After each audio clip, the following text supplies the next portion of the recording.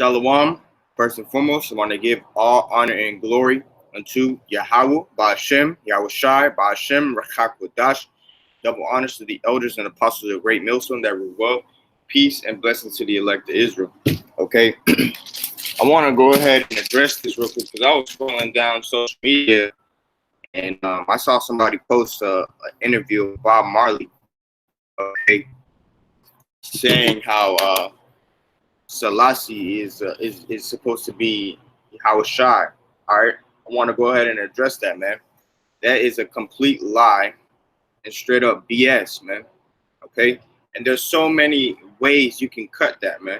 All right, so first and foremost, let's hear it out of Selassie's own words. Okay, I'm gonna go ahead and screen share this real quick and play this clip. All right.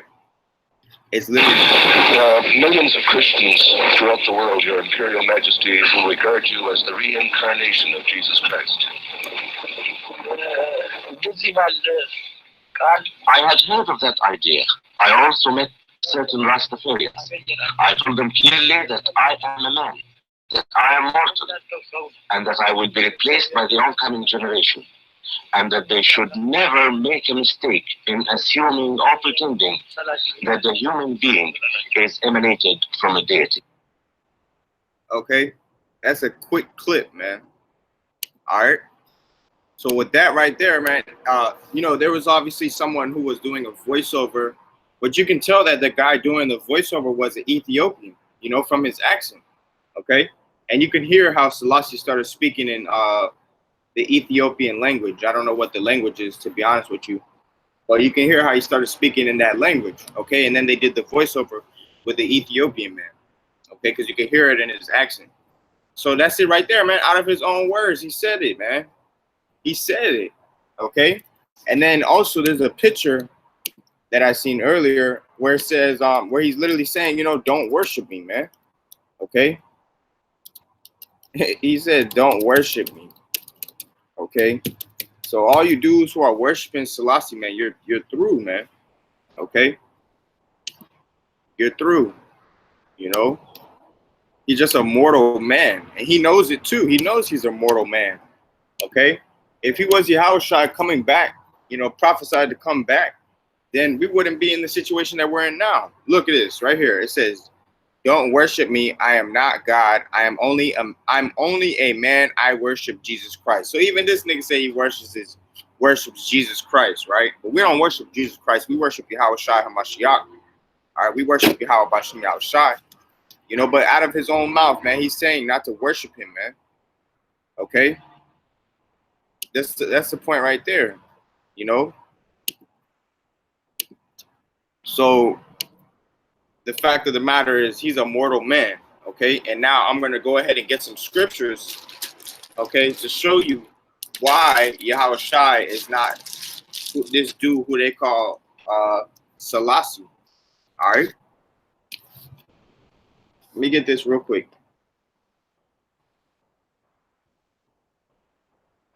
This is I'm gonna go ahead to 1 John 3 and 2. This is 1 John chapter 3 and verse 2. It says, Beloved, now are we the sons of the Most High, and it doeth not yet appear. Yeah, it doesn't show that we're the sons of God. Why? Because we're stuck in these chains of darkness, which is these mortal, corruptible bodies we have.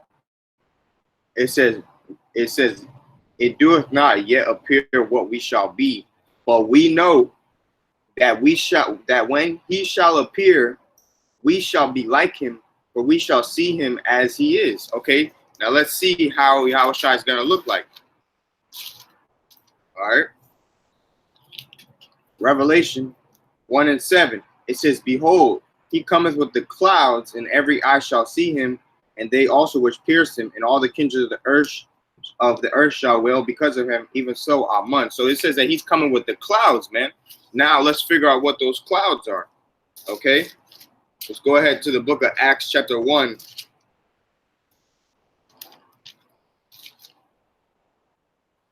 Starting at verse 10. And while they looked steadfastly toward heaven, so they're looking up, As he went up, behold, two men stood by them in white apparel. Those two men are angels, okay?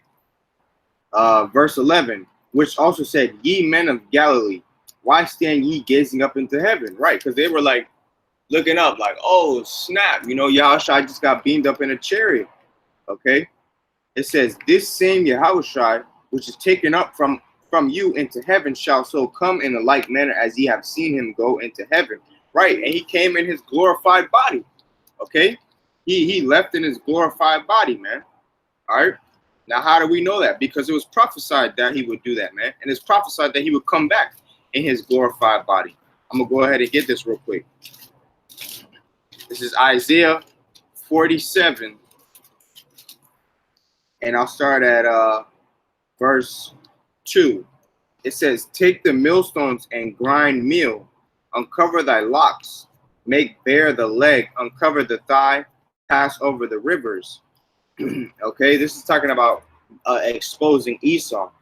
Verse 3, thy nakedness shall be uncovered, yeah, thy shame shall be seen. Right, and when it's talking about nakedness and shame, it's talking about their folly, pretty much. Okay, so Esau is being exposed for the devil who he is. Okay, it says, I will take vengeance and I will not meet thee as a man. Okay, so right there it goes to show you. It says, I will not meet thee as a man. This is talking about how when Yahushua comes back, he's not going to be looking like a man. Okay, he's going to be an angelic like power. He's going to be, you know, a god pretty much, man. Okay, stronger than Thanos, you know, if you will. Now, let me go ahead and get some more precepts to prove that, man. Because when Yahushua comes back, he's not coming back as no freaking Ethiopian, man. All right? He damn sure isn't coming back as no Ethiopian. All right? He's coming back as an Israelite. Okay? Now, let me go ahead and address this real quick. This is 2nd Ezra, chapter 13. And I'll start at verse 1. And it came to pass. Selassie, 2nd Ezra 13 and 1. And it came to pass after 7 days I dreamed a dream by night. And lo, there arose a wind from the sea that it moved all the waves thereof. Right, those winds is talking about the winds from the chariots. Selassie, verse 3. And I beheld, and lo, that man waxed strong with the thousands of heaven. And when he turned his countenance to look, all things trembled that were seen under him. That man that waxed strong is talking about Yahushua. And in the chapter, it breaks it down. Verse 4, and wheneversoever the voice went out of his mouth, all they burnt that heard his voice, like as the earth fails when it feels the fire. And after this I beheld, and lo, there was gathered together a multitude of men out of number from the four winds of heaven to subdue the man that came out of the sea. Yeah, the sea is talking about the firmament. And the multitude of men is talking about these nations. They're gonna, when the battle of Armageddon is going down, they're gonna drop everything they're doing and they're gonna go try to fight against Yahushua, man. Okay. So with that being said, man, why didn't this happen to Selassie? All nations didn't try to fight against him, man. You know, that's because he's not Yahushua. All right. Verse 6. But I beheld, and lo, he had graved himself a great mountain and flew upon it. That great mountain is talking about the fathership that Yahushua is coming back in. You know, Ezra saw the ship and it saw how big it was. He said it was like a great mountain. Okay, and he couldn't see where it started from nor where it ended. All right, so pretty much it covered the entire planet Earth, man. You know, it says, but I would have seen the region or place whereout the hill was graven, and I could not. Exactly. So he couldn't see where it started or where it ended. Verse 8, and after this I beheld, and lo, all they which were gathered together to subdue him were sore afraid, and yet durst fight. So they were scared as shit. But yet they still dared to fight against Yahushua and the heavenly host, man. Okay? It says, and lo, as he saw the violence of the multitude that came, he neither lift up his hand, nor held sword, nor in any instrument of war.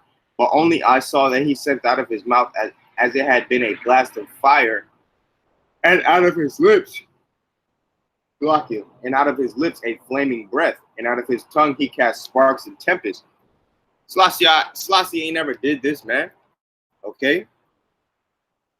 And they that were all mixed together, the blast of fire, the flaming breath, the great tempest fell with violence upon the multitude, which was prepared to fight, and burnt them up, every one, so that upon a sudden of an innumerable multitude nothing was to be perceived but only dust and the smell of smoke.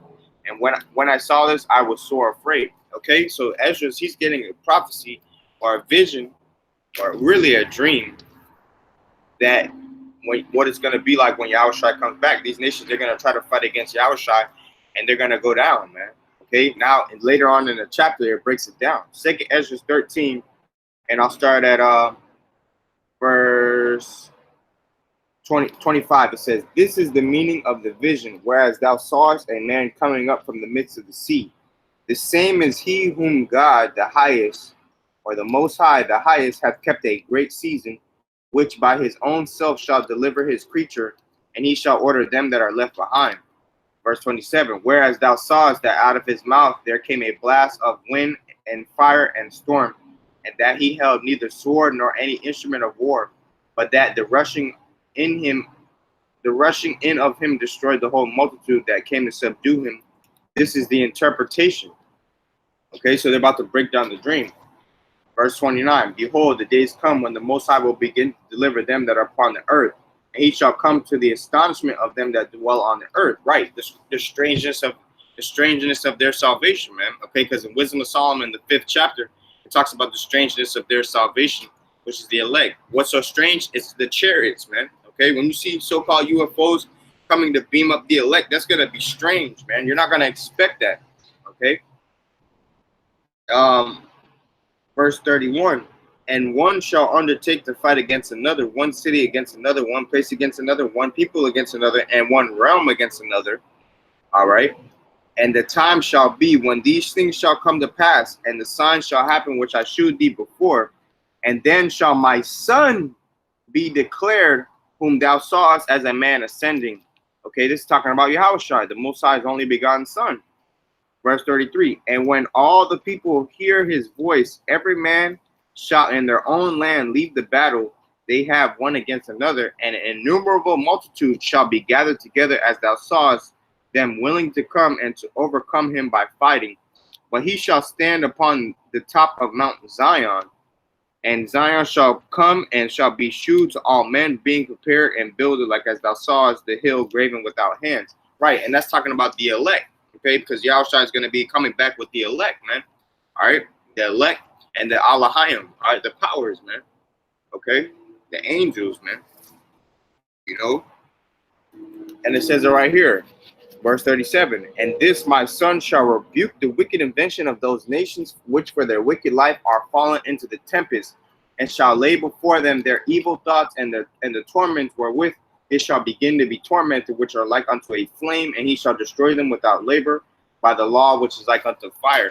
Right, man. Okay, so this never happened in Selassie's time, man. Okay, because Selassie is not Yahushua. Out of his own mouth, he even admitted that he wasn't the Messiah, man. Okay, because when Yahushua comes back, he's coming back with the chariots, man. Selassie came out of a woman's womb. Okay, Yahushua is coming back with the chariots, man. Okay. So Selassie is not Yahushua, man. All right, and that Rastafarian doctrine is BS, man. Okay, dreads are a heathen custom. All right, it goes back to the East Indians, to their god, the god of Sheba. Okay, and they wore those dreads as a sacrifice to the god of Sheba. Dreads is not an Israelite custom, man. All right, and Rastafarian doctrine is BS, man. All right, it's just a bunch of Benjamites with zeal without knowledge, man. Okay, that's what it is, man. All right, and you're through. Okay, if you keep doing that same old stuff, man, you're through, because you're not sacrificing unto Yahweh Bashem Yahushua. You're sacrificing unto devils, man, as the scriptures say so. Okay, like I said, man, when Yahushua comes back, the scriptures say he will not meet thee as a man.